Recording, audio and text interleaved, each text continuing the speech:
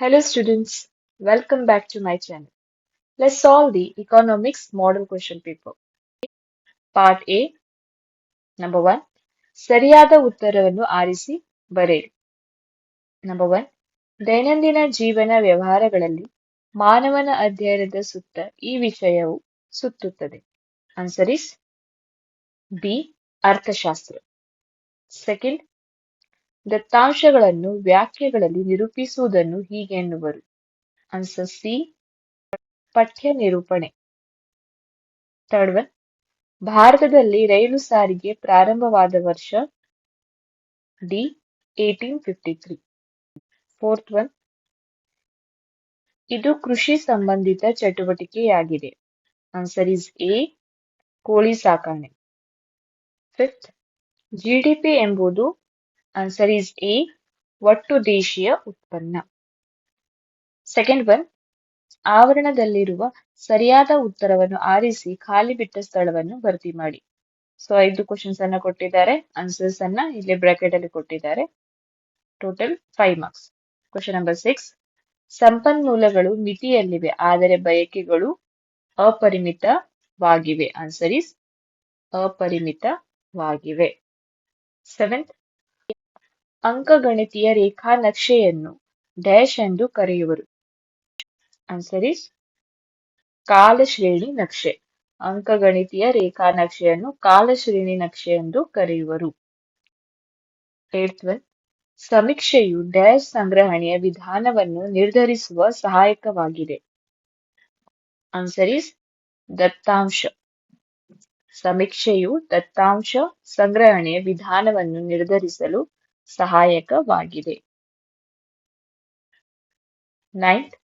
ಸಣ್ಣ ಪ್ರಮಾಣದ ಕೈಗಾರಿಕೆಗಳು ಬೃಹತ್ ಕೈಗಾರಿಕೆಗಳಿಂದ ಹೆಚ್ಚಾಗಿ ಡ್ಯಾಶ್ ಅನ್ನು ಬಳಸುತ್ತೇವೆ. ಶ್ರಮ. ಆನ್ಸರ್ ಇಸ್ ಶ್ರಮವನ್ನು ಬಳಸುತ್ತೇವೆ. ಲಾಸ್ಟ್. ಶಿಕ್ಷಣ ಮತ್ತು ತರಬೇತಿಯ ಮೂಲಕ ವಿವಿಧ ಕರಕುಶಲ ಕೆಲಸಗಳಿಗೆ ಹೆಚ್ಚು ಒತ್ತು ನೀಡಿದವರು Mahatma Gandhi. 6th one answer is ಅಪರಿಮಿತವಾಗಿವೆ. 7th. ಕಾಲಶ್ರೇಣಿ ನಕ್ಷೆ. 8th. ದತ್ತಾಂಶ. 9th. ಶ್ರಮ. And the last 10th one is Mahatma Gandhi. Third one. ಹೊಂದಿಸಿ ಬರೆಯಿರಿ. Total 5 marks. Number 1. ವೈಯಕ್ತಿಕ ಸಂದರ್ಶನ. It is C. ಅಧಿಕ ವೆಚ್ಚ. 12. Q1, QP, P25, P50. Answer is D. ವಿಭಾಜಕ ಮೌಲ್ಯಗಳು. 13.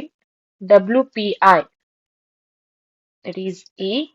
ಸಗಟು ಬೆಲೆ ಸೂಚ್ಯಾಂಕ. 14. ಪ್ರಧಾನಮಂತ್ರಿ. Answer is B. ಯೋಜನಾ ಆಯೋಗದ ಅಧ್ಯಕ್ಷರು. ವಿಶ್ವ ಬ್ಯಾಂಕ್. It is ಭಾರತ ಮತ್ತು ಜ್ಞಾನ ಆರ್ಥಿಕತೆ. 4th one. ಕೆಳಗಿನ ಪ್ರಶ್ನೆಗಳಿಗೆ ಒಂದು ಪದ ಅಥವಾ ವಾಕ್ಯಗಳಲ್ಲಿ ಉತ್ತರಿಸಿ. ಟೋಟಲ್ 5 questions ಅನ್ನು ಕೊಟ್ಟಿದ್ದಾರೆ. All 5 you have to answer. Each question carries 1 mark. Total 5 marks. Question number 16. ಜನಗಣತಿ ಅರ್ಥ ಬರೆಯಿರಿ. Answer 16. ಜನಸಂಖ್ಯೆಯ ಪ್ರತಿಯೊಂದು ಅಂಶವನ್ನು ಹೊಂದಿರುವ ಸಮೀಕ್ಷೆಗೆ ಜನಗಣತಿ ಎನ್ನುತ್ತೇವೆ. Question number 17. ಸಹಸಂಬಂಧ ಎಂದರೇನು?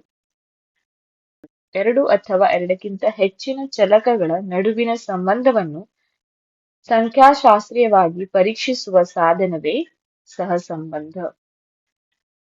18.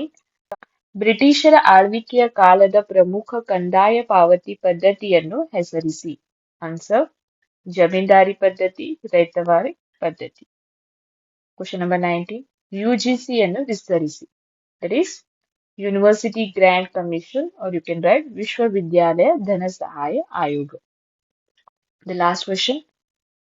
ಗ್ರಾಮೀಣ ಸಾಲ ಎಂದರೇನು?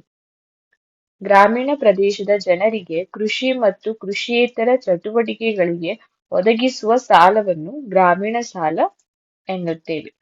ಸೊ ಟೋಟಲ್ ಪಾರ್ಟ್ ಎ ದಿಂದ 20 ಮಾರ್ಕ್ಸಿನ ಕ್ವಶನ್ಸ್ ಅನ್ನ ಕೇಳ್ತಾರೆ. 5 multiple choices question, 5 fill in the blanks, 5 match the following, and 5 very short answer question. Total 20 marks. ವಿಡಿಯೋವನ್ನು ಲೈಕ್ ಮಾಡ್ರಿ, ಶೇರ್ ಮಾಡ್ರಿ, ಮತ್ತು ತಪ್ಪದೇ ಸಬ್ಸ್ಕ್ರೈಬ್ ಮಾಡ್ರಿ. Thank you friends.